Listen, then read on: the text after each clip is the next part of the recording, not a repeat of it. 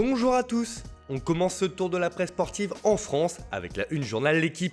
Si le quotidien fait ses gros titres avec le retour de la Liga et notamment le mano à mano entre le FC Barcelone et le Real Madrid pour le titre de champion, il y a une information qui ne va pas échapper au Paris Saint-Germain. En effet, le quotidien annonce que Neymar Jr est de retour à Paris ce samedi. Après avoir passé son confinement au Brésil, dans son pays natal, l'attaquant revient dans l'Hexagone et sera donc présent pour la reprise de l'entraînement le 22 juin prochain. Le quotidien sportif précise que Thiago Silva, Edinson Cavani et Keylor Navas sont également attendus en France d'ici à mardi afin d'éviter toute quarantaine obligatoire.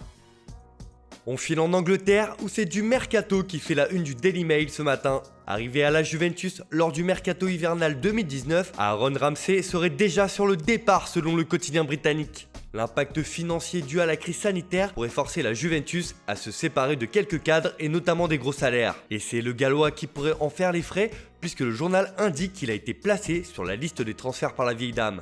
Titulaire à 9 reprises cette saison, le milieu de terrain n'est pas indispensable chez les Bianconeri et pourrait donc être poussé vers la sortie cet été.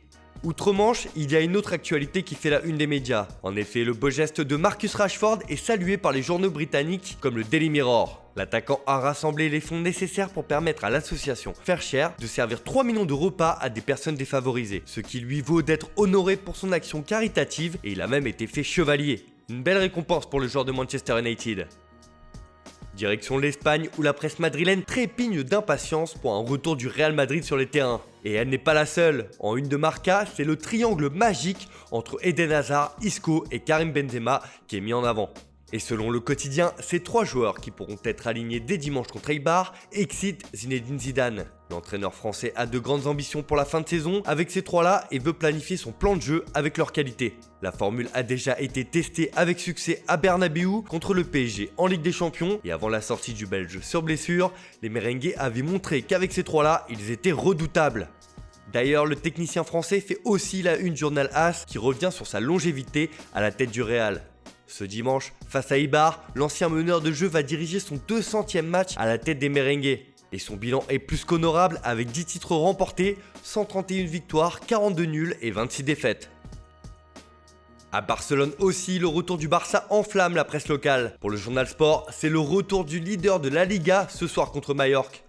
Et pour cette rencontre, les Blaugrana vont débuter avec un 11 de gala, puisque Lionel Messi et Luis Suarez sont prêts pour ce retour à la compétition.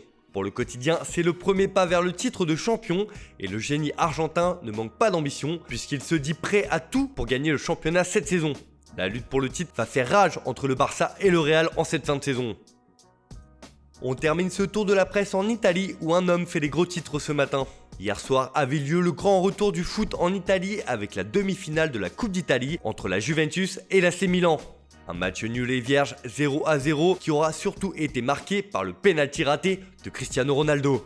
Après 3 mois sans but, le Portugais a manqué l'occasion de faire trembler les filets à nouveau. Si la Juve est tout de même qualifiée pour la finale à Rome la semaine prochaine, le Quotidiano Sportivo n'est pas tendre avec le quintuple ballon d'or. CR7 trahit, pas la Juve, titre le journal.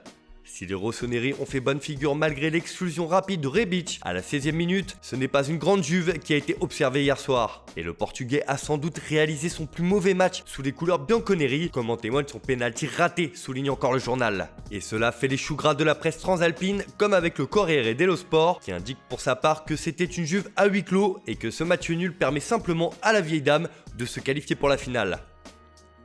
Voilà, c'est tout pour aujourd'hui. Merci de votre fidélité. On se retrouve dès demain pour une nouvelle revue de presse.